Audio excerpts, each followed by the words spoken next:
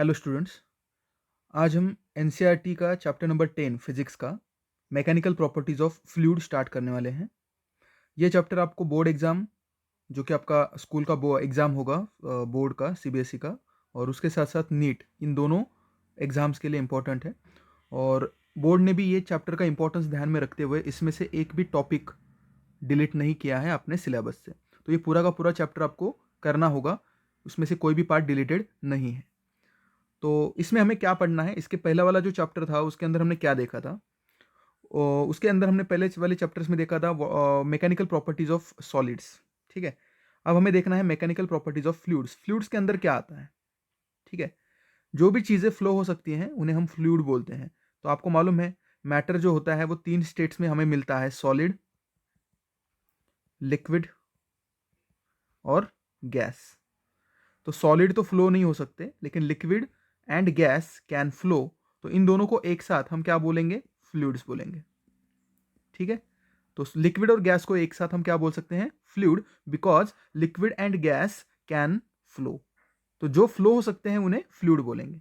तो यहाँ पे बेसिकली चैप्टर नंबर 10 में हमें लिक्विड और गैसेस के ऊपर जो मैकेनिकल प्रॉपर्टीज का जो असर होगा, उनकी जो मैकेनिकल प्रॉपर्टीज होंगी, मतलब जब मैं प्रेशर अप्लाई करूंगा तो उनकी प्रॉपर्टीज क्या देखने को मिलेगी, ये सारी चीजें हमें यहाँ पे पढ़नी है। तो लिक्विड और गैस के लिए हम यहाँ पे एक ही वर्ड यूज करने वाले हैं, फ्लूइड्स। तो देखते हैं इंट्रोडक्शन क्या है। In this chapter we shall study some common physical properties of liquid and gases. जैसे कि मैंने आपको बोला था, इस चैप्टर में हम मैकेनिकल प्रॉपर्टीज पढ़ेंगे फ्लूइड्स के, मतलब लिक्विड्स और गैसेस के, क्योंकि सॉलिड का एक अलग टॉपिक था, इसके पहले वाला हमने ऑलरेडी वो कवर कर लिया है। Liquids and gases can flow and therefore called fluids. इन्हें फ्लूइड क्यों बोला जाता है, because liquid and gases can flow, therefore they are called as fluids. It is this property that distinguishes liquids and gases from solids in a basic way. इस यही जो उनकी property है लिक्विड और गैसेस की, जो सॉलिड से उनको अलग करती है। Fluids are everywhere around us. Earth has an envelope of air and 2/3 of its surface is covered with water. अगर हम देखें फ्लूइड्स, हम देखें तो हर जगह पे हमें देखने को मिलेंगे, क्योंकि अर्थ के अराउंड जो एटमॉस्फेयर बना हुआ है वो एटमॉस्फेयर गैसेस का ही है। Air is a mixture of gases, आप सबको मालूम है। और हमारे आजू बाजू में पूरा जो एटमॉस्फेयर बनता है वो सारा गैसेस से बना हुआ है। और हमारे वाटर, अगर हम हमारे अर्थ के सरफेस पे वाटर कंटेंट की बात करें, तो हमारा 2/3 जो पार्ट है, 2/3 पार्ट ऑफ अर्थ सरफेस, ये कवर किया है किसने, वाटर ने, वो भी एक लिक्विड है। तो इसीलिए फ्लूइड की स्टडी करना ज़्यादा इंपॉर्टेंट होता है, क्योंकि हमारे अर्थ को सराउंड जो किया है वो भी किसने सराउंड किया है, गैसेस ने।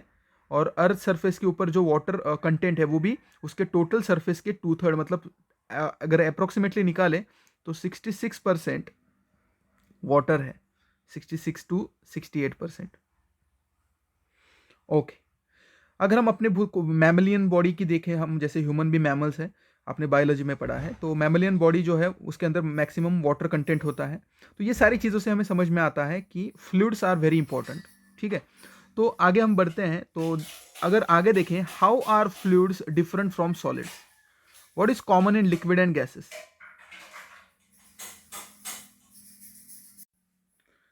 तो लिक्विड और गैसेस के अंदर, इन दोनों के अंदर क्या सिमिलैरिटी है।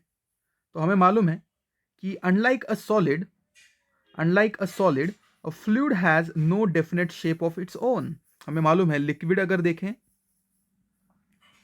या फिर गैस, इनका, इन दोनों को डेफिनेट शेप नहीं होता, डेफिनेट शेप नहीं होता। लिक्विड का भी डेफिनेट शेप नहीं होता, गैस का भी डेफिनेट शेप नहीं होता। ठीक है, तो इसका एग्जांपल हमने, मतलब इसके ऊपर का जो जो क्वेश्चंस थे, उसका डिफरेंस लिखना, ये सारी चीज़ें हमने क्लास 8th में ही की है, क्लास 9th में भी किया था उसको। तो सॉलिड के पास डेफिनेट शेप होता है ना, डेफिनेट शेप होता है, लेकिन लिक्विड और गैसेस के लिए, इन दोनों के लिए डेफिनेट शेप नहीं होता। ओके, अगर हम बात करें लिक्विड की, तो लिक्विड को डेफिनेट वॉल्यूम होता है। डेफिनेट वॉल्यूम की बात करें तो डेफिनेट वॉल्यूम होता है किसको, सॉलिड को भी एंड लिक्विड को भी।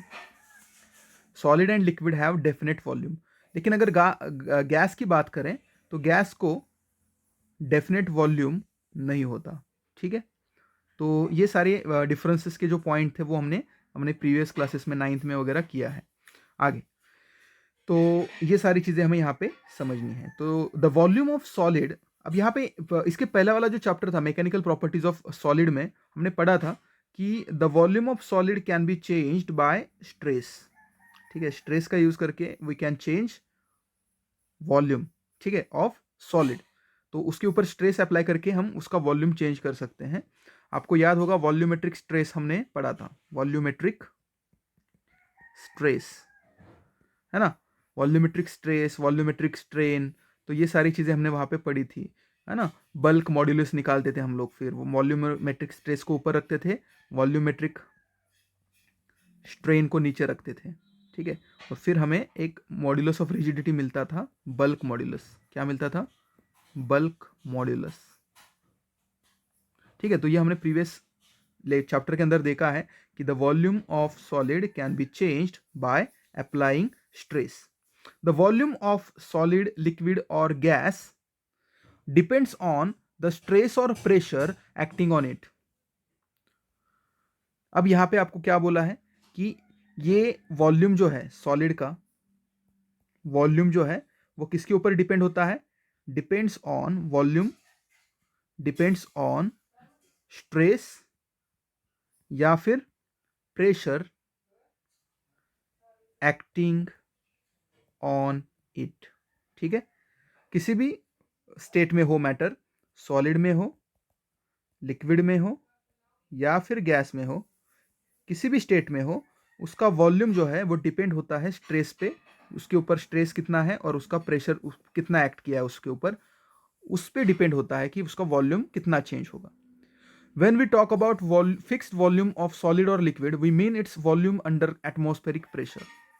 अब देखो, अब जब भी मैं वॉल्यूम की बात करूंगा तो वो वॉल्यूम एक प्रेशर, मतलब जब हम अभी देखो हम अर्थ के ऊपर है तो हमारे ऊपर भी कोई ना कोई प्रेशर काम कर रहा है। कौन सा प्रेशर काम कर रहा है हमारे ऊपर? एटमॉस्फेयर का प्रेशर काम कर रहा है। ठीक है, तो जब भी कोई बॉडी का या फिर किसी भी ऑब्जेक्ट का वॉल्यूम में बोलता हूं कि फिक्स्ड है, उसका वॉल्यूम फिक्स्ड वॉल्यूम मतलब कॉन्स्टेंट वॉल्यूम। ठीक है, तो फिक्स्ड वॉल्यूम मतलब कौन सा वॉल्यूम? फिक्स्ड वॉल्यूम मतलब वॉल्यूम अंडर एटमॉस्फेरिक प्रेशर। ठीक है, अब आप जहां पे बैठे हो आपके ऊपर भी एटमॉस्फेयर का प्रेशर काम कर रहा है। हमारे आजू बाजू में जितने भी बॉडीज दिख रहे हैं हर एक के ऊपर एटमॉस्फेरिक प्रेशर काम कर रहा है, क्योंकि हम अर्थ के ऊपर हैं और अर्थ का जो एटमॉस्फेयर है उसका प्रेशर हमारे ऊपर होता है। तो जब भी हम किसी भी ऑब्जेक्ट को देखेंगे तो हमें लगता है कि हाँ इसके ऊपर कोई प्रेशर नहीं है, लेकिन है, उसके ऊपर कौन सा प्रेशर है? एटमॉस्फेयर का प्रेशर है। हमारे ऊपर एटमॉस्फेयर का प्रेशर है, हमारे आजू बाजू में जितने भी ऑब्जेक्ट्स आपको दिख रहे हैं हर एक के ऊपर एटमॉस्फेरिक प्रेशर काम करता है।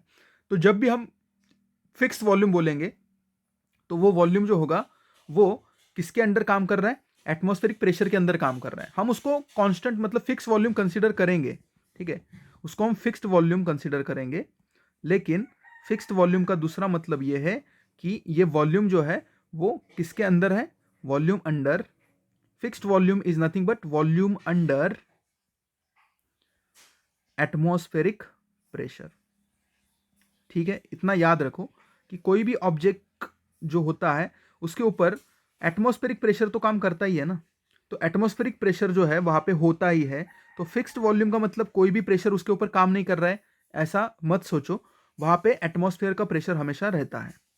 आगे तो यहाँ पे उन्होंने वही बोला है कि व्हेन वी टॉक, यहाँ पे उन्होंने बेसिक वहां पे लिख के भी दिया है, देखो उन्होंने बोला है यहाँ पे कि when we talk about fixed volume, हम कभी भी सॉलिड लिक्विड का फिक्स्ड वॉल्यूम बोलते हैं तो इसका मतलब ये होता है कि it's volume under atmospheric pressure. अब the difference between gases and solids और liquids is that for solid and liquid the change in volume due to change in external pressure is rather small.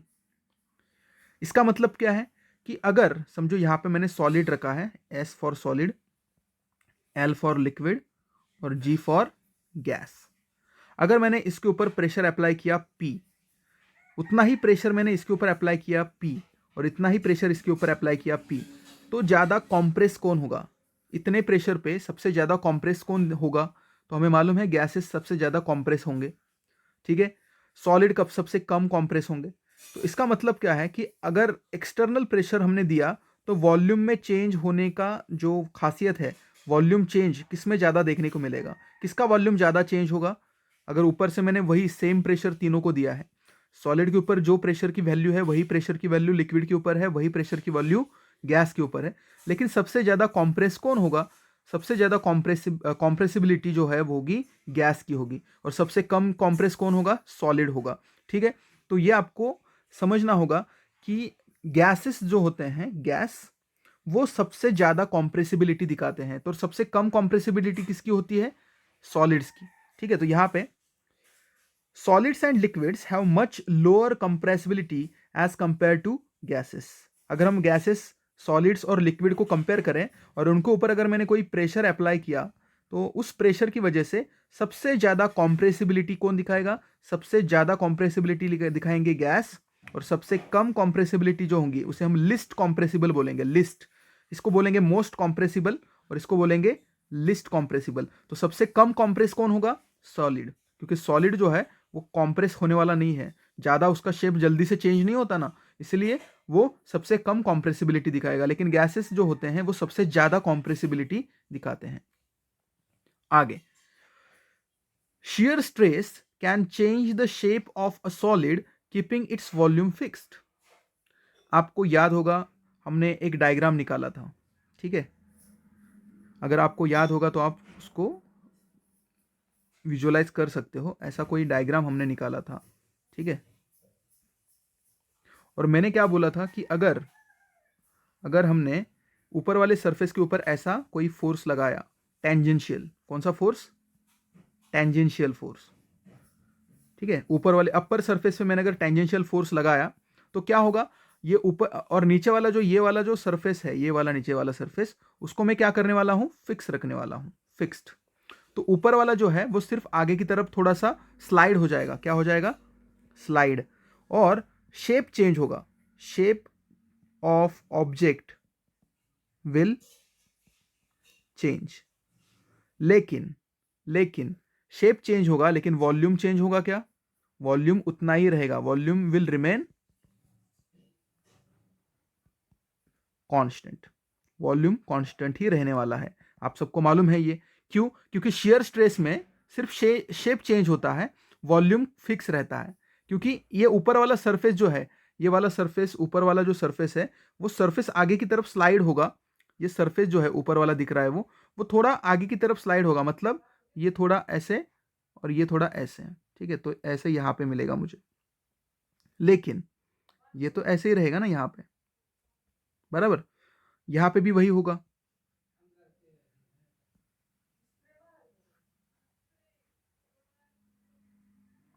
ये वाला part थोड़ा सा आगे आएगा ना यहाँ पे, ठीक है, तो फिर यहाँ पे और यहाँ पे इसको ऐसे ज्वाइन करेंगे। तो हमने इसको दिखाया भी था, मैंने तानाजी और नामदेव को ऐसे दो बुक्स रखने को बोले थे और मैंने वो दिखाया भी था। तो शेप सिर्फ चेंज होगा लेकिन वॉल्यूम विल रिमेन कांस्टेंट, तो ये सबको मालूम है, ठीक है। तो शियर स्ट्रेस जो होता है वो क्या करता है, shear stress can change the shape of a solid keeping its volume fixed, उसका वॉल्यूम फिक्स रखेगा लेकिन उसका शेप सिर्फ चेंज करेगा, volume will remain constant. The key property of fluid is that they offer very little resistance to shear stress। अब देखो, अगर अगर मुझे यहां पे एक सॉलिड दिया है, यहां पे एक लिक्विड दिया है और यहां पे मैंने गैस लिया है, तो अगर इसके ऊपर मैं shear स्ट्रेस अप्लाई करूंगा, shear स्ट्रेस किसके ऊपर, सॉलिड के ऊपर, वही shear स्ट्रेस सॉलिड के ऊपर अप्लाई करूंगा, वही लिक्विड के ऊपर और वही गैस के ऊपर, तो सबसे ज्यादा अपना शेप बचाने की कोशिश कौन करेगा, आपको इमेजिन करना है कि अगर आपने शियर स्ट्रेस अप्लाई किया सॉलिड के ऊपर, वही शियर स्ट्रेस आपने अप्लाइड किया लिक्विड के ऊपर और वही शियर स्ट्रेस आपने अप्लाइड किया गैस के ऊपर, तो आपको क्या लगता है कि कौन ज्यादा अपोज करेगा अपना शेप बदलने को। तो सॉलिड जो होंगे वो सबसे ज्यादा अपोज करेंगे, वो मतलब रेडी नहीं होंगे, दे विल अपोज यू, वो अपना शेप बदलने के इतना इच्छुक नहीं होते, वो थोड़ा अपोज करेंगे, तो हमें ज़्यादा स्ट्रेस देना पड़ेगा, तभी वो अपना शेप बदलेंगे। लेकिन अगर बात करी जाए लिक्विड और गैसेस की, तो वो शेयर स्ट्रेस को ज़्यादा अपोज नहीं कर पाते। थोड़ा सा भी शेयर स्ट्रेस मिलेगा तो वो अपना शेप चेंज कर देते हैं, वो ज़्यादा मतलब लड़ाई नहीं करते। सॉलिड जो है वो थोड़ा लड़ता है, ज़्यादा इजीली अपने शेप को चेंज नहीं होने देता सॉलिड, इसलिए उसके ऊपर ज़्यादा शेयर स्ट्रेस लगाना पड़ेगा, शेयर फोर्स उसके ऊपर ज़्यादा लगाने पड़ेगा as compare to liquid and gases. तो यही चीज़ हमें यहाँ पे समझनी थी। तो यहाँ पे वही चीज़ हमने लिखा है कि प्रॉपर्टी ऑफ फ्लूइड क्या है। प्रॉपर्टी ऑफ फ्लूइड क्या है? Property of fluid is they offer very little resistance. Resistance मतलब अपोज करना, बहुत कम अपोज करते हैं शियर स्ट्रेस को as compare to solid. Solid बहुत ज्यादा अपोज करेगा, लेकिन फ्लूइड मतलब कौन? लिक्विड और गैसेस जो होते हैं वो कम लिटल रेजिस्टेंस दिखाते हैं। दे शो लिटल रेजिस्टेंस। देखो यहाँ पे लिटल रेजिस्टेंस दिखाते हैं ये, ठीक है। ओके, आगे। The shearing stress of fluid is about million times smaller than that of solid. Solid का शेप चेंज करने के लिए जितना मुझे shear स्ट्रेस वहां पे देना पड़ेगा, उससे कई मिलियन टाइम्स कम shear स्ट्रेस में लिक्विड और गैसेस क्या होते हैं, उनका शेप चेंज होता है। तो लिक्विड और गैस, ये जो हम इन दोनों को एक साथ क्या बोल रहे हैं? फ्लूइड बोल रहे हैं। इन दोनों का जो शेयर स्ट्रेस का जो अपोजिशन होता है वो बहुत छोटा होता है, वो ज़्यादा रेजिस्टेंस नहीं दिखाते हैं, लेकिन सॉलिड ज़्यादा रेजिस्टेंस दिखाते हैं। तो शेयर स्ट्रेस, अगर हम बात करें शेयर स्ट्रेस ऑफ फ्लूइड मतलब लिक्विड और सॉलिड, और शेयर स्ट्रेस ऑफ सॉलिड, ठीक है, फ्लूइड मतलब क्या? लिक्विड और गैसेस। तो shear stress of liquid and gases अगर बात करें और उसको कंपेयर करें सॉलिड के शेयर स्ट्रेस से, तो सबसे ज्यादा शेयर स्ट्रेस किसके पास होगा? सॉलिड के पास, क्योंकि वो ज्यादा अपोज करेगा, इसलिए स्ट्रेस भी ज्यादा आएगा। फ्लूइड जो है वो ज्यादा अपोज नहीं करते, ठीक है। तो वहां पे शेयर स्ट्रेस जो होता है वो बहुत कम होता है, बहुत कम शेयर स्ट्रेस होता है फ्लूइड्स का एज कंपेयर टू सॉलिड। तो अब तक हमने जितने भी चीजें देखी उसमें हमने जो पॉइंट नोटिस किए वो पॉइंट फिर से यहाँ पे समझते हैं कि क्या क्या पॉइंट हमने नोटिस किए।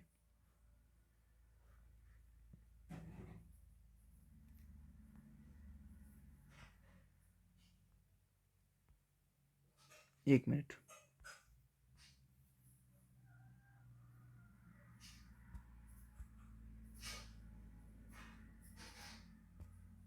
हो गए।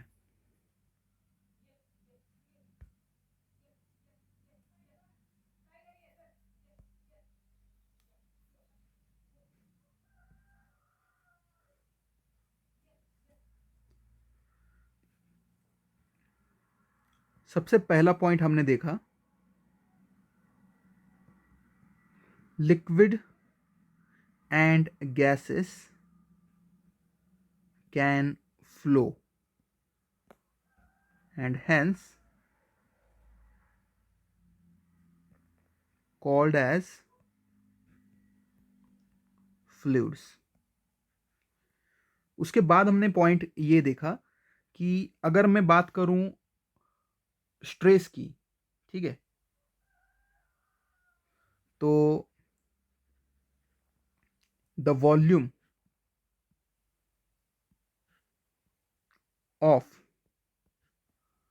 solid, liquid and gases can be changed by application of stress और प्रेशर। स्ट्रेस और प्रेशर अप्लाई करेंगे तो इन तीनों स्टेट में हमें वॉल्यूम चेंज देखने को मिलता है। उसके बाद हमने देखा कि गैसेस जो होते हैं आर मोस्ट कॉम्प्रेसिबल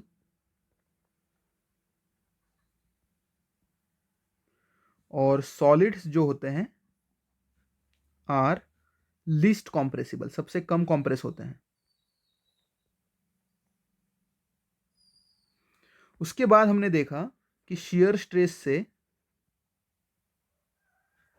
स्ट्रेस क्या करता है? changes shape of object without changing its volume, है ना। उसके वॉल्यूम को चेंज नहीं करता। हमारा जो shear स्ट्रेस होता है, जो हमने ऊपर वाले सरफेस को लगाया था ना टेंजेंशियल, तो टेंजेंशियल फोर्स लगाने की वजह से उसका शेप चेंज होगा, लेकिन उसका वॉल्यूम वही रहेगा जो ओरिजिनल था। ठीक है, तो फिर shear स्ट्रेस जो होता है, shear स्ट्रेस जो होता है वो सबसे ज्यादा कहां पे होता है, इज हाई, हाईएस्ट या फिर high in solids. shear stress is high in solids,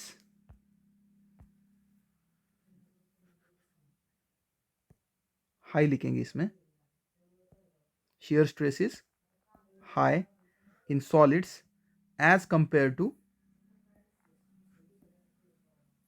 fluids, है ना। फ्लूइड्स मतलब कौन आता है उसमें, आपको मालूम है, लिक्विड एंड गैसेस। लिक्विड और गैसेस को बात करें तो उसके मुकाबले shear स्ट्रेस जो होता है वो किसका हाई होता है, सॉलिड्स का। क्यों, क्योंकि वो ज्यादा अपोज करते हैं ना अपना शेप चेंज करने के लिए, तो उसके लिए उसको ज्यादा स्ट्रेस करना पड़ेगा, तभी वो अपना शेप चेंज करेंगे। वेरएज बात करें फ्लूइड्स की, तो वो कम shear स्ट्रेस के अंदर भी अपना शेप चेंज कर देते हैं, तो उसको ज्यादा shear स्ट्रेस वहां पे या फिर ज्यादा प्रेशर करने देने की, अप्लाई करने की जरूरत नहीं होती। ठीक है, ओके। हमें अभी देखना है 10.2, that is pressure. Okay. A sharp needle, when pressed against our skin, pierces it. Our skin, however, remains intact when a blunt object with a wider contact area, say a back of a spoon, is pressed against it with the same force. आपको मालूम है, अगर needle को मैंने एक specific pressure से apply किया अपने हाथों पे, जैसे इंजेक्शन होता है, तो इजीली वो नीडल जो होती है वो हमारे स्किन को क्या कर जाती है, वो अंदर जाती है स्किन के। लेकिन उतने ही प्रेशर से अगर मैंने स्पून का जो जिस चीज स्पून का जो बाहरी हिस्सा होता है जहां से हम खाना खाते हैं, तो उसको अगर मैंने पियर्स करने की कोशिश की अपने स्किन के अंदर, तो उतने प्रेशर से वो अंदर नहीं जाता। तो इसका मतलब क्या है, और एक एग्जांपल उसमें दिया है कि an elephant if an elephant were to step on man's chest, his ribs would crack. A circus performer across whose chest a large, light but strong wooden plank is placed first is saved from this accident. है ना, circus के अंदर हमने देखा है कि कोई हाथी जो है वो अपने एक जो भी वहां पे परफॉर्मर है उसके चेस्ट के ऊपर पैर रखता है, लेकिन उस चेस्ट के ऊपर डायरेक्ट पैर रखेगा तो हाथी का जो इतना प्रेशर अप्लाई होगा, तो उस आदमी की चेस्ट जो है, उसके रिब्स जो है वो पूरे टूट जाएंगे, रीढ़ के वो सारी हड्डियां टूट जाएंगी। लेकिन उसके ऊपर अगर उसने एक बहुत बड़ा एक प्लैंक, वुडन प्लैंक रखा, तो वो पूरा प्रेशर जो है वो वहां पे क्या हो जाएगा, डिस्ट्रीब्यूट हो जाएगा और उसको कुछ प्रॉब्लम नहीं आएगा, एक्सीडेंट नहीं होगा। Such everyday experiences convince us that both the force and its coverage area are important. बराबर है ना, सिर्फ अप्लाई किया हुआ फोर्स इंपॉर्टेंट है क्या, नहीं, उसके साथ साथ वहां पे कवरेज एरिया भी इंपॉर्टेंट है। ठीक है, एरिया जितना छोटा रहेगा उतना उसका इंपैक्ट ज्यादा रहेगा। मतलब अगर आप वॉल के ऊपर कहीं पे खिल वहां पे लगा रहे हो, तो इस पॉइंट पे आपने खिल लगाना है, वो पॉइंट जितना छोटा पकड़ोगे उतना ही आपका वो जो नेल है वो अंदर जाएगा। ठीक है, इसका मतलब क्या है कि सिर्फ फोर्स अप्लाई करना है वो इंपॉर्टेंट नहीं है, एरिया कितना है, कवरेज एरिया क्या है, वो भी इंपॉर्टेंट होता है। और उसके वजह से फिर जो भी इंपैक्ट बनेगा वो इंपैक्ट ही हमारा फोर्स होता है। ठीक है, द तो यहाँ पे डेफिनेशन क्या बन सकती है, देखो, smaller the area on which the force act, greater is the impact. तो यहां पे आपको प्रेशर का एक मिलेगा formula, F/A। Pressure is nothing but force per unit area. ठीक है, pressure is force, applied force per unit area. तो जिस एरिया के ऊपर मैंने फोर्स लगाना है वो नीचे। तो यहां पे आप देख सकते हो कि P is equal to F/A में ये P ऊपर है और A नीचे है, तो इन दोनों का रिलेशन जो है वो इनवर्सली प्रोपोर्शनल है। ठीक है, इनवर्सली प्रोपोर्शनल। मतलब क्या कि एरिया जितना कम आप लोगे और उसके ऊपर फोर्स लगाओगे, जितने कम एरिया पे फोर्स लगाओगे उतना प्रेशर जो होगा उसका इम्पैक्ट जो होगा वो हाई रहेगा। ठीक है, तो यहाँ पे आपको ये पूरा उन्होंने यहाँ पे अंडरलाइन करके मैं आपको दे रहा हूं। Smaller the area on which the force act greater is its impact, और यही इम्पैक्ट जो होता है उसे प्रेशर बोलते हैं। प्रेशर क्या होता है? Pressure is applied force per unit area. ठीक है, पी क्या होता है?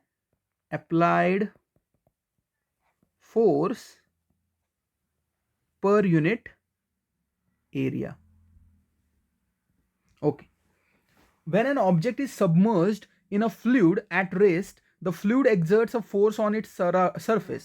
जब अगर कोई भी ऑब्जेक्ट पानी के या फिर किसी भी फ्लूइड के अंदर है, सबमर्ज्ड है, ठीक है, पानी के अंदर या फिर लिक्विड या फिर गैस, कोई भी हो सकता है। फ्लूइड मतलब कुछ भी हो सकता है, लिक्विड भी हो सकता है, गैस भी हो सकता है। उसके अंदर अगर वो सबमर्ज्ड है और वो रेस्ट में है, फ्लूइड जो है वो रेस्ट में है, फ्लूइड जो है वो रेस्ट में है, the fluid exerts a force on its surface, this force is always normal to the object surface। बहुत इंपॉर्टेंट चीज है कि अगर कोई भी, समझो यहां पे मैं कंटेनर लेता हूं और ये फ्लूइड है, ठीक है, ये फ्लूइड है और इसके अंदर कोई ऑब्जेक्ट में यहां पे लेके आता हूं। समझो यहां पे एक ऑब्जेक्ट पड़ा हुआ है, ठीक है, एक ऑब्जेक्ट अंदर पड़ा हुआ है, तो इसके ऊपर जो ये फ्लूइड की वजह से जो फोर्स अप्लाई होगा, ठीक है, यहां पे ये जो फ्लूइड अप्लाई करेगा फोर्स, तो ये फ्लूइड के अप्लाई फोर्स जो होगा वो उसके सरफेस पे परपेंडिकुलर होगा, नॉर्मल होगा। कैसा होगा? नॉर्मल। ठीक है, तो ये नॉर्मल ही क्यों होता है, टेंजेंशियल क्यों नहीं होता, ये हमें यहाँ पे देखना है। तो हमें हमेशा याद रखना है कि अगर यहाँ पे जो फ्लूइड है वो फ्लूइड क्या है? Fluid is at rest, fluid rest में है। ठीक है, अगर फ्लूइड रेस्ट में है और उसके अंदर कोई मैंने ऑब्जेक्ट डाला, तो उस ऑब्जेक्ट के ऊपर जो भी प्रेशर अप्लाई होगा, किसके द्वारा? फ्लूइड के द्वारा जो भी प्रेशर अप्लाई होगा, वो प्रेशर जो होगा वो always, it will be always normal. Normal मतलब क्या होता है? परपेंडिकुलर।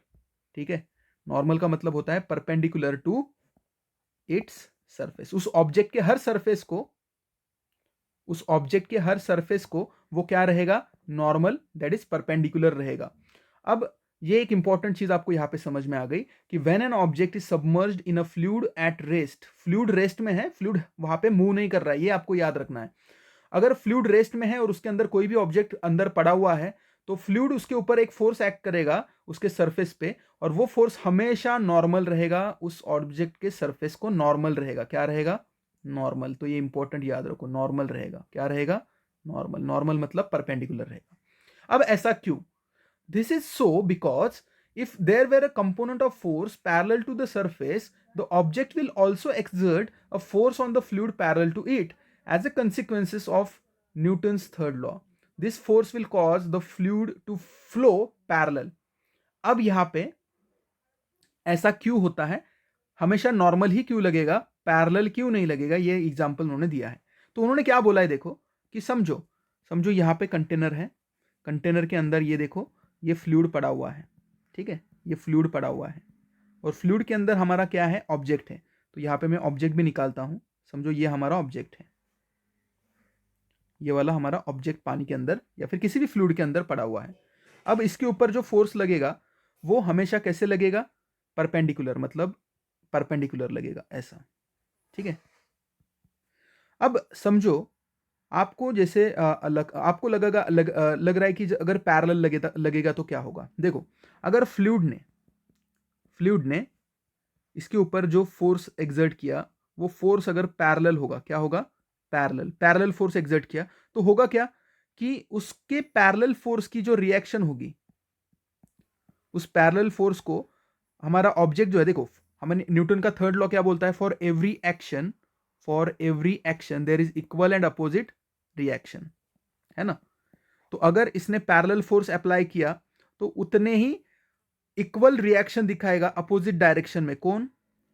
ऑब्जेक्ट। तो ऑब्जेक्ट के सरफेस से भी उसके ऊपर, फ्लूइड के ऊपर, ऑब्जेक्ट के सरफेस से भी फ्लूइड के ऊपर एक फोर्स एग्जर्ट हो जाएगा और उसकी वजह से फ्लूइड जो है वो क्या होना चाहिए? फ्लूइड जो है वो रेस्ट नहीं करेगा, वो क्या होगा? फ्लो हो जाएगा। Fluid will flow. लेकिन ऐसा हो रहा है क्या? नहीं। हमने क्या बोला है कि फ्लूइड रेस्ट में है, फ्लूइड मूव नहीं कर रहा है, फ्लूइड जो है वो फ्लो नहीं कर रहा है। अगर फ्लूइड फ्लो नहीं कर रहा है, इसका मतलब यहाँ पे पैरेलल कंपोनेंट उसका काम नहीं कर रहा है, सिर्फ क्या काम कर रहा है, उसका नॉर्मल कंपोनेंट काम कर रहा है। ठीक है, अगर पैरेलल फ्लूइड ने अगर पैरेलल फोर्स अप्लाई किया ना ऑब्जेक्ट के ऊपर, तो ऑब्जेक्ट भी रिएक्शन दिखाएगा और फिर ऑब्जेक्ट भी फ्लूइड को मूव करवाएगा। तो ऑब्जेक्ट जो है वो इक्वल एंड अपोजिट रिएक्शन दिखाएगा अगर फ्लूइड ने उसके ऊपर पैरेलल फोर्स लगाया तो पैरेलल फोर्स लगने के बाद फ्लूइड को अपोजिट रिएक्शन मिलेगी और उसकी वजह से फ्लूइड जो है वो फ्लो होना चाहिए, मूव होना चाहिए, लेकिन ऐसा नहीं हो रहा है। ऐसा नहीं हो रहा है, इसका मतलब है कि वहां पे सिर्फ और सिर्फ नॉर्मल फोर्स लग रहा है। तो यहाँ पे फ्लूइड हमेशा नॉर्मल फोर्स एग्जर्ट क्यों कर रहा है, ऐसा हम बोलते हैं बिकॉज अगर उसने पैरेलल फोर्स लगाया तो सब्जेक्ट जो हमारा ऑब्जेक्ट का सरफेस है उससे उसको इक्वल रिएक्शन मिलेगी और वो फ्लूइड को फ्लो करवाएगी, लेकिन फ्लूइड तो रेस्ट में है। इसका मतलब वहां पे पैरेलल कंपोनेंट फोर्स का नहीं लग रहा है, वहां पे सिर्फ और सिर्फ नॉर्मल कंपोनेंट है। और इसीलिए हमेशा याद रखो कि अगर फ्लूइड रेस्ट में है, अगर फ्लूइड जो है वो फ्लो नहीं हो रहा है और उसके अंदर कोई भी ऑब्जेक्ट पड़ा हुआ है, तो उसके ऊपर फ्लूइड हमेशा कौन सा फोर्स काम करेगा, कौन सा फोर्स काम करेगा, वो हमेशा वो नॉर्मल फोर्स एग्जिट करेगा। कौन सा फोर्स एग्जिट करेगा, नॉर्मल। तो the force is always normal to the object surface. हमेशा याद रखो कि अगर कोई भी ऑब्जेक्ट सबमर्ज्ड है पानी के अंदर या फिर लिक्विड गैसेस के अंदर एट रेस्ट, लेकिन वो फ्लूइड क्या है, रेस्ट पे है, तो fluid exerts a force on its surface and this force is always normal to the surface, it is not parallel. अगर वो पैरेलल होगा तो फिर अपोजिट रिएक्शन की वजह से फ्लूइड जो है वो फ्लो होना चाहिए, लेकिन ऐसा होता है क्या, नहीं हो रहा है। Fluid remains fluid is at rest. इसका मतलब क्या है कि फ्लूइड अपना पोजीशन चेंज नहीं कर रहा है, ऐसा ही है, रेस्ट में है। इसका मतलब वहां पे नॉर्मल फोर्स काम कर रहा है सिर्फ और सिर्फ। तो इससे हमें क्या पता चला, ऑब्जेक्ट अगर फ्लूइड के अंदर सबमर्ज्ड है और वो फ्लूइड अगर रेस्ट में है, ठीक है, तो फ्लूइड जो है वो सिर्फ और सिर्फ नॉर्मल फोर्स काम करेगा ऑब्जेक्ट के सरफेस के ऊपर। ठीक है, तो ये इंपॉर्टेंट, देखो ये जो टॉपिक मैं यहाँ पे आपको बता रहा हूँ वो एक इंपॉर्टेंट टॉपिक है। ठीक है, तो अब अगर मैं बात करूँ इसमें, तो इसमें हम क्या लिखेंगे, ठीक है,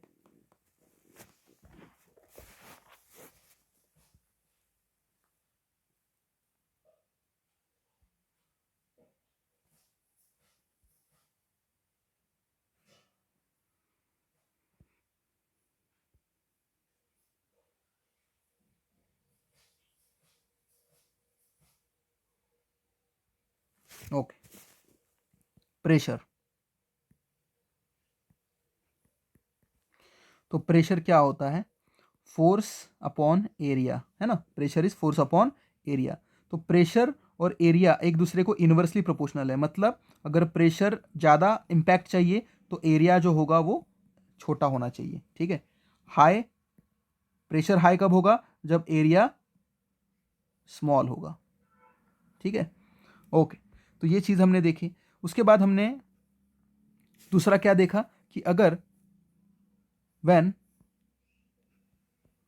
object is submerged under fluid, fluid के अंदर सबमर्ज है, लेकिन फ्लूइड कैसा है, एट रेस्ट। ठीक है, फ्लूइड क्या है, एट रेस्ट, ये इंपॉर्टेंट है। फ्लूइड अगर रेस्ट कर रहा है तो फ्लूइड उसके ऊपर एक फोर्स एग्जर्ट करेगा।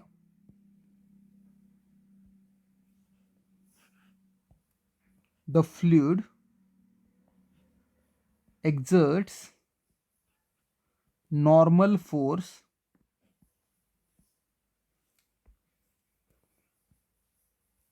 on the surface of object। Normal force, कौन सा फोर्स, नॉर्मल फोर्स। ठीक है, तो इसका एग्जांपल, इसका एक डायग्राम भी हम यहाँ पे निकाल सकते हैं। अगर समझो यहाँ पे ये फ्लूइड के अंदर, यहाँ पे इस फ्लूइड के अंदर यहाँ पे समझो ऑब्जेक्ट पड़ा हुआ है, तो इस ऑब्जेक्ट के ऊपर यहाँ पे जो भी फोर्स काम करेगा वो हमेशा नॉर्मल फोर्स काम करेगा, ना कि पैरेलल फोर्स काम करेगा। क्यों नॉर्मल फोर्स काम करेगा, ये मैंने आपको बताया कि पैरेलल फोर्स अगर काम करेगा तो वहाँ पे ऑब्जेक्ट अपोजिट रिएक्शन दिखाएगा और फ्लूइड को फ्लो करवाएगा, लेकिन फ्लूइड तो फ्लो नहीं हो रहा है, फ्लूइड इज एट रेस्ट। इसका मतलब वहाँ पे सिर्फ और सिर्फ नॉर्मल फोर्स काम कर रहा है। ठीक है, normal force.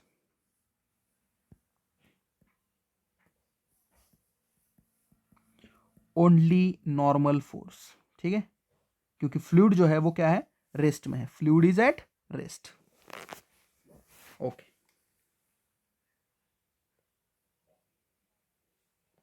Okay, since the fluid is at rest, this cannot happen, hence the force exerted by fluid at rest has to be perpendicular to the surface in contact with it। और ये हमने explain भी किया अभी आपको। अब आगे बढ़ते हैं। The normal force exerted by the fluid at a point may be measured। An idealized form of one such pressure measuring device is shown in figure 10.1b। ठीक है, it consists of an evacuated chamber with a spring that is calibrated to measure the force acting on the piston. Okay, यहाँ पे आपको एक pressure को major करने का device दिखाया गया है। ठीक है, आप देख सकते हो यहाँ पे प्रेशर मेजर करने का डिवाइस यहाँ पे दिया है आपको। ठीक है, तो यहाँ पे क्या किया है उन्होंने, यहाँ पे एक पिस्टन लगाया हुआ है, पिस्टन, और पिस्टन जो होता है वो मूव करेगा, है ना, इस कंटेनर के अलोंग मूव करेगा वो।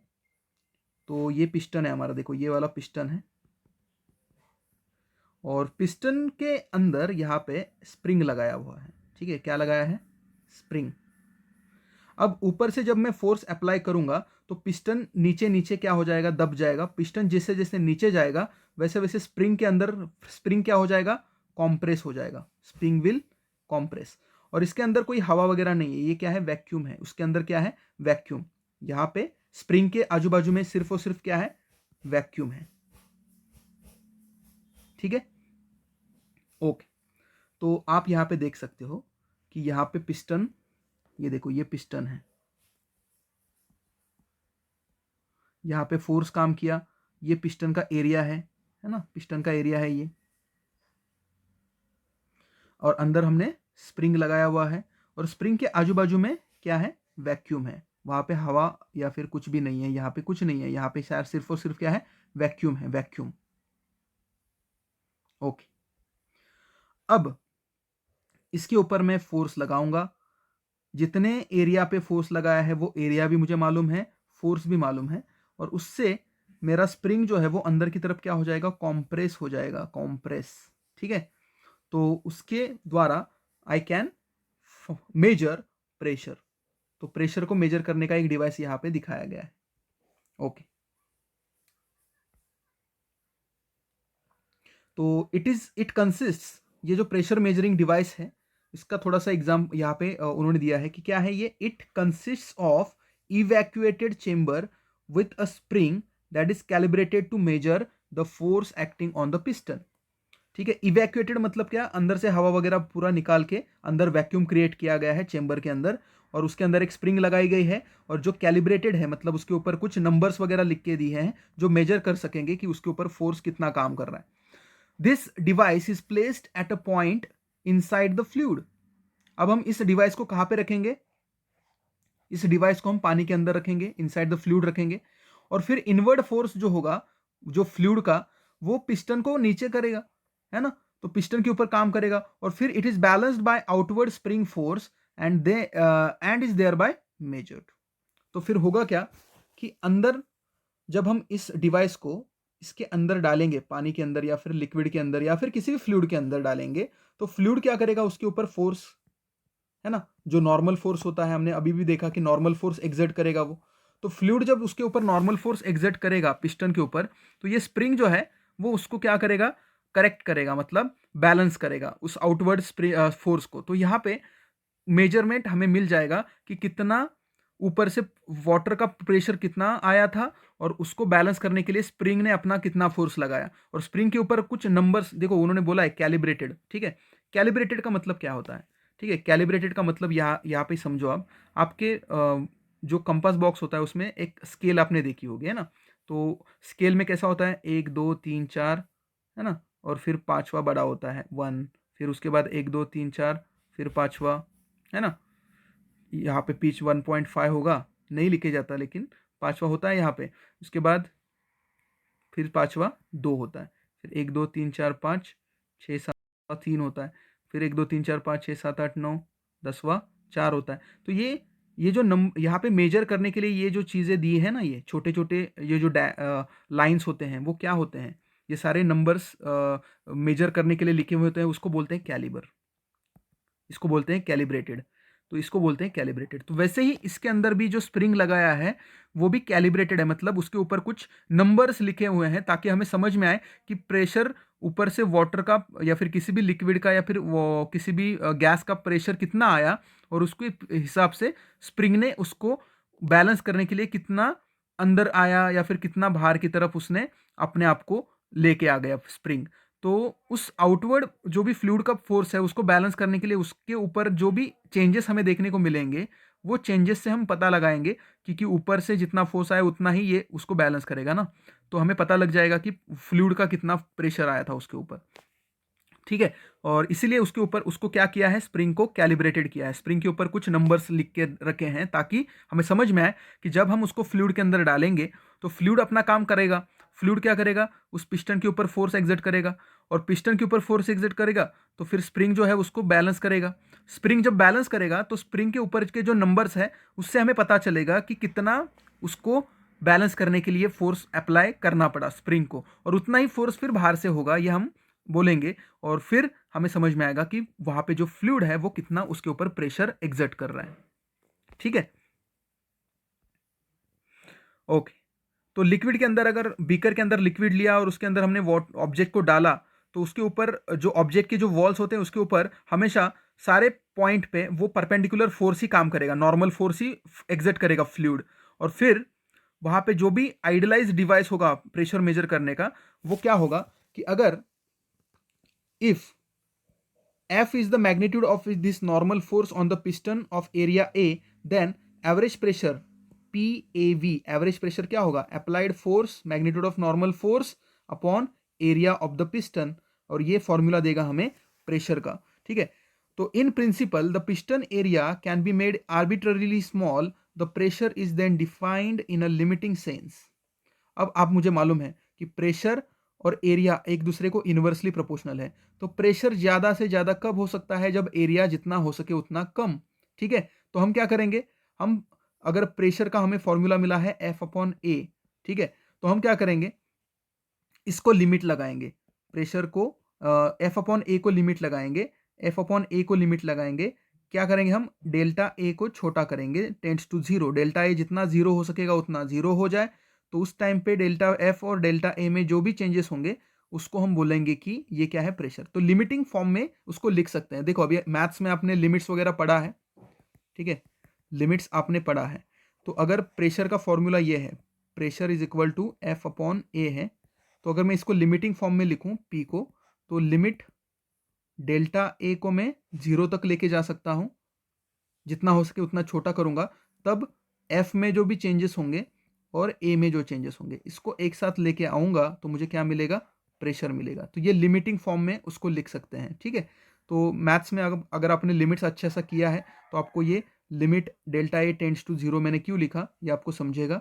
Delta A tends to zero का मतलब ये होता है कि हम एरिया ऑफ पिस्टन जितना हो सके उतना छोटा करेंगे, तब प्रेशर भी बढ़ता जाएगा। अब प्रेशर एक स्केलर क्वांटिटी है, ये एक इंपॉर्टेंट चीज आपको यहां पे मिली, क्योंकि कुछ लोगों को लगता है कि pressure is equal to F upon A है, और प्रेशर एफ तो वेक्टर होता है, अगर एफ वेक्टर है तो प्रेशर भी वेक्टर होगा, लेकिन ऐसा नहीं है। प्रेशर एक स्केलर क्वांटिटी है। प्रेशर क्या है, स्केलर क्वांटिटी। इंपॉर्टेंट चीज याद रखो, pressure is a scalar quantity. We remind the reader that it is the component of the force normal to the area under consideration and not the vector. ठीक है, तो हमेशा याद रखो कि हमने अभी अभी देखा कि जब वो उस कंटेनर के अंदर हमने किसी भी ऑब्जेक्ट को डाला तो उसके ऊपर जो फोर्स काम कर रहा था वो फोर्स कैसा, कौन सा फोर्स काम कर रहा था, नॉर्मल फोर्स। ठीक है, तो किसी भी फोर्स के दो कंपोनेंट होते हैं। ठीक है, किसी भी फोर्स के, समझो ये फोर्स है, ठीक है एफ, तो उसके दो कंपोनेंट होंगे, एक ऐसा कंपोनेंट होगा उसका वर्टिकल कंपोनेंट, और दूसरा होता है हॉरिजॉन्टल कंपोनेंट। तो ये वर्टिकल कंपोनेंट है और ये हॉरिजॉन्टल कंपोनेंट है। कोई भी प्रेशर फोर्स लो, देखो इसको रिजॉल्व कर सकते हैं, ये समझो फोर्स है, ठीक है, तो इसके भी दो कंपोनेंट होंगे, एक कंपोनेंट हॉरिजॉन्टल होगा और दूसरा उसको परपेंडिकुलर वर्टिकल परपोनेंट। तो ये आपका वर्टिकल कंपोनेंट है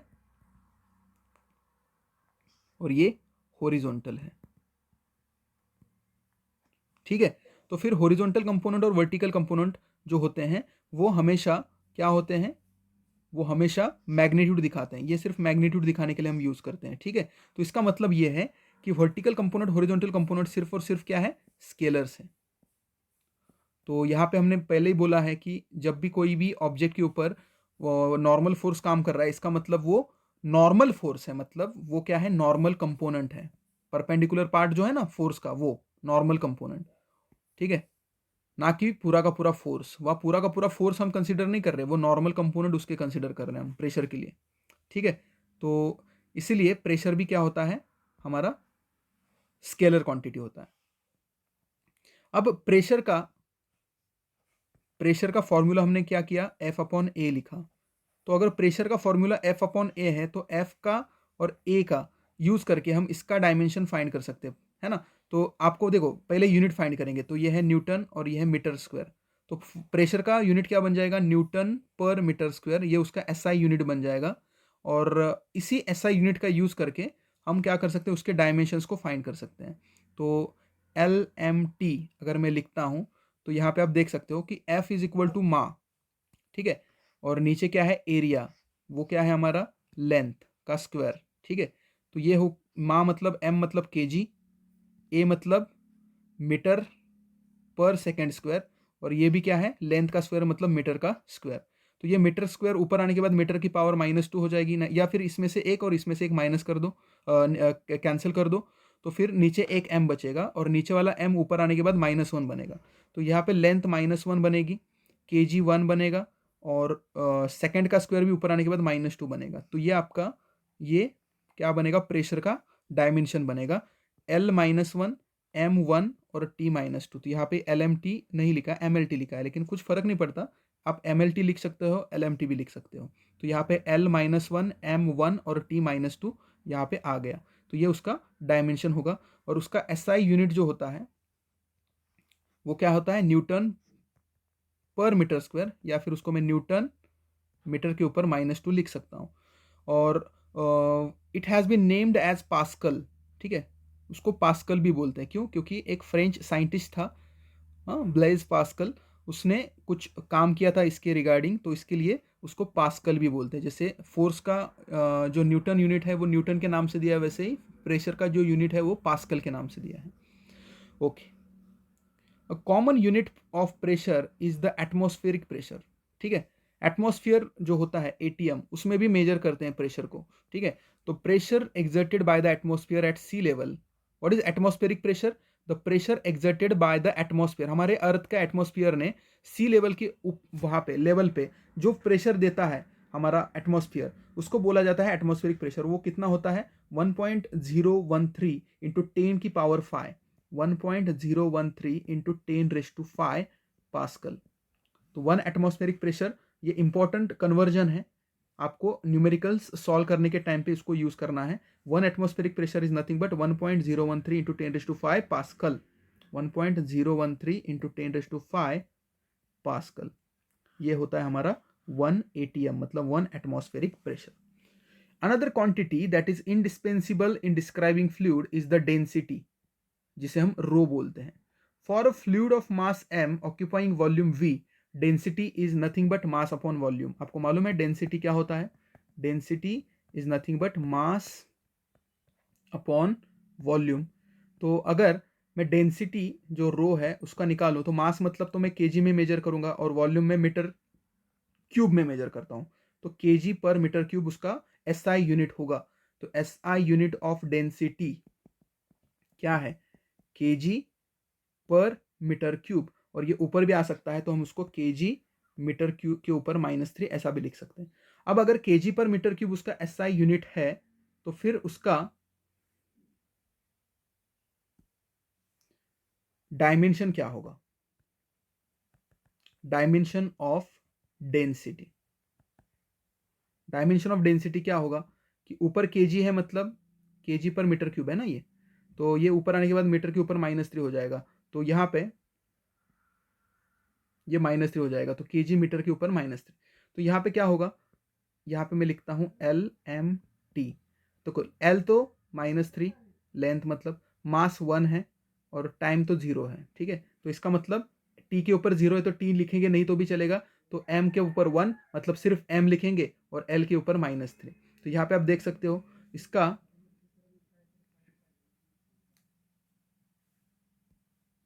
ये एम के ऊपर 1 और एल के ऊपर -3, टी की लिखने की जरूरत नहीं है, ठीक है।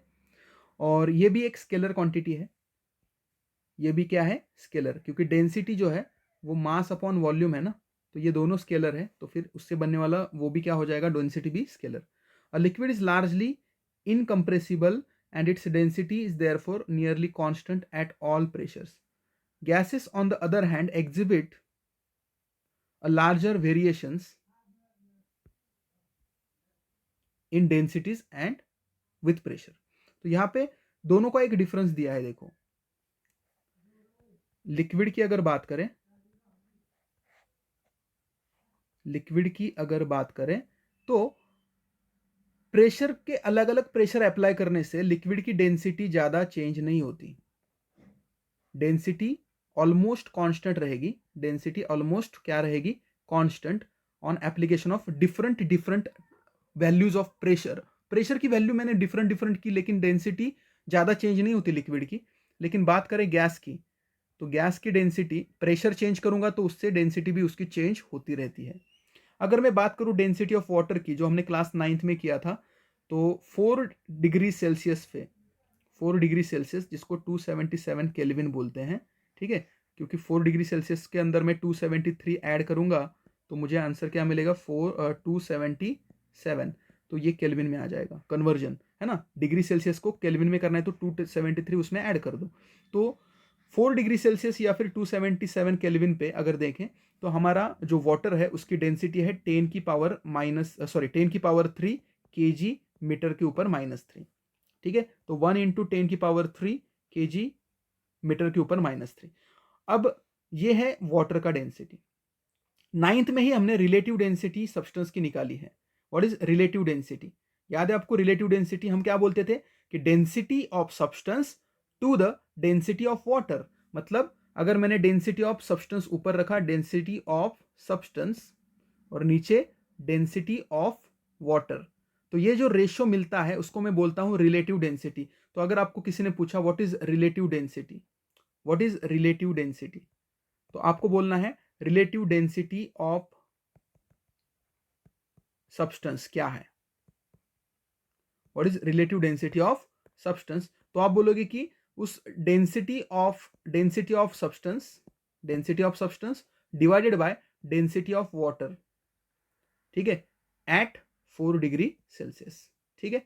तो यहां पे आपको रिलेटिव डेंसिटी निकालना है तो क्या करना है, उस सब्सटेंस की डेंसिटी को ऊपर रखो और वाटर की जो डेंसिटी है ना 1 इंटू 10 की पावर 3 उसको नीचे लिखो। तो इनका जब रेशियो मिलेगा उसे हम बोलते हैं रिलेटिव डेंसिटी। तो उसका डेफिनेशन आपको ना क्लास 9th में ही आपने किया था, क्या है, the relative density of a substance is the ratio of its density to the density of water at 4 degree Celsius. ये डिग्री सेल्सियस है, ठीक है, 40 सी नहीं है, ये 4 सी है, 4 डिग्री सेल्सियस, ठीक है। तो ये है रिलेटिव डेंसिटी का definition, the density of substance और डेंसिटी ऑफ वाटर, इनका रेशियो अगर लोगे तो आपको क्या मिलेगी, रिलेटिव डेंसिटी मिलेगी। It is dimensionless quantity, vector quantity. यहाँ पे चीज सही है, स्केलर क्वांटिटी है, सही बात है, स्केलर क्वांटिटी डेंसिटी स्केलर है, लेकिन रिलेटिव डेंसिटी देखो आप, रिलेटिव डेंसिटी अगर देखो तो ऊपर आप सब्सटेंस का डेंसिटी रख रहे हो और नीचे आप वाटर का डेंसिटी रख रहे हो। तो सब्सटेंस के डेंसिटी का भी केजी पर मीटर क्यूब है और इसका भी, वाटर की डेंसिटी का भी ऐसा यूनिट क्या होगा, केजी पर मीटर क्यूब। दोनों के यूनिट सेम है तो नीचे वाला और ऊपर वाला यूनिट कट हो जाएगा, तो रिलेटिव डेंसिटी का कोई भी यूनिट नहीं होता, रिलेटिव डेंसिटी का कोई भी यूनिट नहीं होगा। Relative density is dimensionless, dimensionless, कोई भी डायमेंशन नहीं है, क्यों, क्योंकि ऊपर भी डेंसिटी है नीचे भी डेंसिटी है, तो दोनों का यूनिट कैंसिल आउट हो जाएगा, ठीक है। ओके, तो यहां तक हमने आज कवर कर लिया है। नेक्स्ट जो हमारा टॉपिक होगा उसमें हम क्या स्टार्ट करेंगे, पास्कल्स लॉ, ठीक है। तो पास्कल्स लॉ स्टार्ट होगा नेक्स्ट, जो हमारा पॉइंट होगा ये वाला। पास्कल्स लॉ स्टार्ट करेंगे हम लोग, पास्कल्स लॉ। ठीक है, तो तब तक जो भी हमने यहाँ पे आज किया था वो आप कवर करके रखो। एक एग्जाम्पल यहाँ पे देखो आपको दिया है, एग्जाम्पल 10.1। ठीक है, तो एग्जाम्पल 10.1 में बोला है कि हमारे जो थाई बोन्स होते हैं, हमारी जो थाई बोन्स है, जिसे हम फीमर बोलते हैं, फीमर्स है ना, 2 पैर है ना हमारे, तो दोनों पैर के अंदर हमारे थाई बोन्स होते हैं। तो अगर मैं उसका एरिया ऑफ क्रॉस सेक्शन आपको दिया 10 सेंटीमीटर स्क्वायर, ये आपका एरिया ऑफ क्रॉस सेक्शन है हमारे थाई बोन का। और अपर पार्ट ऑफ बॉडी जो है उसका मास है 40 kg। कितना है? 40 kg। तो मास दिया है, तो हमारा मास दिया है, तो उसको मैं अगर ग्रेविटी से मल्टीप्लाई करूंगा तो मुझे वेट मिल जाएगा। मेरा weight is nothing but m into G, है ना। Weight is equal to mass into gravity. तो मास इंटू ग्रेविटी करूंगा तो मुझे अपना अपर बॉडी का वेट पता लग जाएगा। तो ये अगर मैं ग्रेविटी को, उन्होंने बोला है कि क्या क्या पकड़ो, अप्रोक्सीमेटली 10, देखो हमारा 9.8 मीटर पर सेकेंड स्क्वायर हमारा ग्रेविटी है, लेकिन उसको अगर अप्रोक्सीमेटली मैं 10 मीटर पर सेकेंड स्क्वायर पकड़ता हूँ, 10 मीटर पर सेकेंड स्क्वायर, तो मेरा अपर बॉडी अगर 40 kg है तो 40 इंटू 10, तो 400 न्यूटन का फोर्स हमारा बॉडी हमारे थाई बोन के ऊपर। जब मैं खड़ा रहता हूँ तो मेरी अपर बॉडी का जो मास है 40, उसको मैं अपने ग्रेविटी से मल्टीप्लाई करूंगा तो 400 न्यूटन का फोर्स वो एग्जर्ट करेगा हमारे पैरों के, जो हमारे थाई बोन्स है उसके ऊपर। तो अब देखो, फोर्स तो आपको समझ में आ गया, 400 न्यूटन का है। और हमारे थाई बोन का एरिया ऑफ क्रॉस सेक्शन कितना है? 10 सेंटीमीटर स्क्वायर। सेंटीमीटर स्क्वायर को आपको मीटर स्क्वायर में कन्वर्ट करना है, तो 10⁻⁻4 से आपको मल्टीप्लाई करना होगा। क्यों क्यों सर 10⁻⁻4 से क्यों? क्योंकि आपको मालूम है कि अगर सेंटीमीटर है और उसको अगर मीटर में करना है तो आप 10 के ऊपर -2 से मल्टीप्लाई करते हो। तो 1 cm का स्क्वायर अगर होगा तो उसको कन्वर्ट करना है मीटर स्क्वायर में, तो 10⁻⁻2 का भी स्क्वायर करना पड़ेगा ना, इसका स्क्वायर, तो 10⁻⁻4 आएगा। तो इसका मतलब गिवन में क्या होगा? गिवन में क्या होगा? मास आपको दिया है 40 kg, जी आपको दिया है 10 मीटर पर सेकेंड स्क्वायर, है ना, अप्रोक्सीमेट 9.8 होता है लेकिन 10 हमने लिया। उसके बाद आपको क्या बोला है कि हमारे जो थाई बोन्स है उसका एरिया ऑफ क्रॉस सेक्शन आपको दिया है 10 cm का स्क्वायर, उसको मैं 10 इंटू 10⁻⁻4 मीटर का स्क्वायर में कन्वर्ट कर लेता हूँ। यहाँ पे पावर 1 है, यहाँ पे -4 है, तो बेस अगर सेम है तो ऊपर 10⁻, ऊपर दोनों का एडिशन होगा, प्लस माइनस माइनस, तो आंसर विल बी क्या आएगा? एरिया कितना आएगा आपका? एरिया कितना आएगा? 10 के ऊपर -3 मीटर स्क्वायर, 10 के ऊपर -3 मीटर स्क्वायर। ठीक है, अब आपको फाइंड क्या करना है? टू फाइंड प्रेशर, है ना। प्रेशर कितना आ रहा है हमारे थाई बोन्स के ऊपर, प्रेशर कितना आ रहा है? तो आपको मालूम है pressure is equal to F upon A, है ना। तो F तो आपको मालूम है, आपका जो वेट है वही फोर्स काम कर रहा है, weight is nothing but gravitational force. और हमारा अपर बॉडी का ग्रेविटेशनल फोर्स कैसे मिलेगा? mg करने के बाद मिलेगा। और नीचे क्या आएगा? A। ऊपर mg मतलब हमारा 40 अपर बॉडी का मास इंटू ग्रेविटी 10 है, और नीचे एरिया ऑफ क्रॉस सेक्शन जो था वो 10⁻³ था। तो अब क्या हो जाएगा? ऊपर 400 आ जाएगा और नीचे 10⁻³ ऊपर आने के बाद 10⁻³ बन जाएगी। तो प्रेशर विल बी 400 इंटू 10⁻³। तो इसको मैं क्या लिख सकता हूं? न्यूटन पर मीटर स्क्वायर।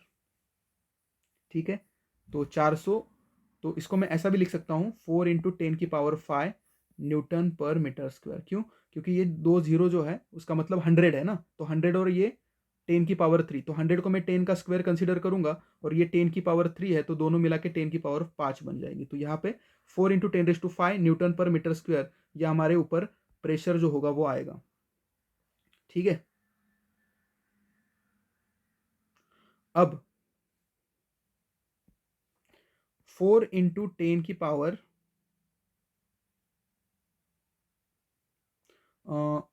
यहाँ पे एरिया ऑफ क्रॉस सेक्शन हमें क्या दिया है? 10 सेंटीमीटर स्क्वायर।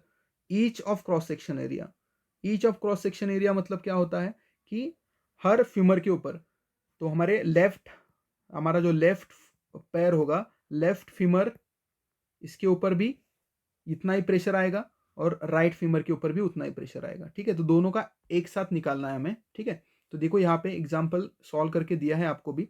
तो यहाँ पे देखो वेट उन्होंने 400 न्यूटन निकाला, एरिया ऑफ क्रॉस सेक्शन देखो 2 इंटू 10⁻²। ऐसा क्यों किया है उन्होंने? क्योंकि लेफ्ट जो हमारा पैर है उसका एक फीमर होगा और राइट ठीक है। तो मैंने जो निकाल के दिया वो दोनों को एक साथ निकाला है, तो लेफ्ट और राइट दोनों का निकालोगे तो आपको क्या मिलेगा, अलग अलग निकालोगे तो 2 इंटू 10 की पावर 5 न्यूटन पर मीटर स्क्वायर मिलेगा। ठीक है, समझ में आ रहा है, क्योंकि हमने टोटल निकाला ना 4 इंटू 10 की पावर 5। अब एवरेज मतलब दोनों दो फीमर है ना मेरे, तो इसको मैं डिवाइड करूंगा तो 2 इंटू 10⁵ मिलेगा आपको आंसर। ठीक है, तो ये वाला क्वेश्चन आपको होमवर्क में करना है, एग्जाम्पल 10.1 को, और उसके बाद फिर पास्कल लॉ हम स्टार्ट करेंगे। तो आज के लेक्चर में हमने जो भी किया वो अच्छे से रिवाइज करो, और आगे पास्कल्स लॉ जब स्टार्ट होगा तो एक्चुअल जो हमारा इंपॉर्टेंट चीज़ें हैं वो आगे स्टार्ट होगी, लेकिन इसके अंदर भी हमने बहुत सारी इंपॉर्टेंट चीज़ें की हैं, जैसे कि रिलेटिव डेंसिटी का डेफिनेशन, उसके बाद प्रेशर का फॉर्मूला, प्रेशर का डायमेंशन, प्रेशर का यूनिट, उसके बाद डेंसिटी, डेंसिटी का यूनिट, डेंसिटी स्केलर है, प्रेशर स्केलर क्यू है, जब फ्लूइड के अंदर कोई भी ऑब्जेक्ट पड़ता है और फ्लूइड अगर रेस्ट कर रहा है तो उसके ऊपर नॉर्मल फोर्स ही क्यों एग्जर्ट करता है, पैरेलल क्यों नहीं करता, ये सारी चीज़ें हमने आज डिस्कस की है। तो नेक्स्ट लेक्चर में हम पास्कल्स लॉ स्टार्ट करने वाले हैं।